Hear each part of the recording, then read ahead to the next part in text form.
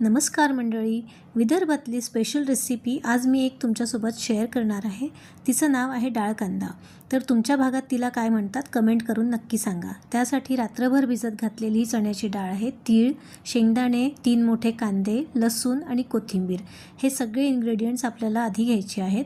आता आपण तीळ आणि शेंगदाणे भाजून घेणार आहोत आणि हा कांदा जो आहे तो पण बारीक बारीक कापून घेणार आहोत। आता तीळ, शेंगदाणे आणि लसणाच्या 4-5 पाकळ्या असं सगळं आपण मिक्सरला जाड असं वाटून घ्यायचं आहे। वाटण अगदी बारीक करायचं नाही आहे, नाहीतर मग ते चवीला चांगलं लागणार नाही। थोडंसं जाडसरच ठेवायचं। तर मी हा कुकर ठेवलेला आहे। कुकरमध्ये भरपूर तेल घालायचं आहे आधी सुरुवातीला।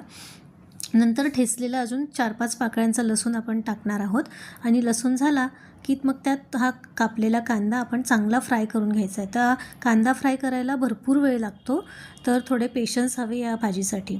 मग आता कांदा फ्राय झालेला आहे, तर आपल्याला त्यात कोरडे मसाले घालून ही डाळ टाकून आपल्याला परतायची आहे। डाळ परतली की त्याला आपण झाकण लावून एक वाफ काढून घ्यायची आणि वाफ थोडीशी बघून घ्यायची, चेक करायची। डाळ जर शिजली असेल थोडी अर्धवट, तर मग आता आपल्याला आपण जो बारीक केलेला आहे ना शेंगदाणे आणि तिळाचा तो कूट घालायचा आहे आणि वरतून भरपूर कोथिंबीर घालायची आहे।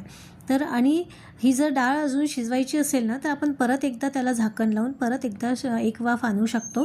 जर ही कढईत भाजी केली ना, तर डाळ शिजायला भरपूर वेळ लागतो। म्हणून मी आज ही रेसिपी जी आहे ती कुकरमध्ये केलेली आहे।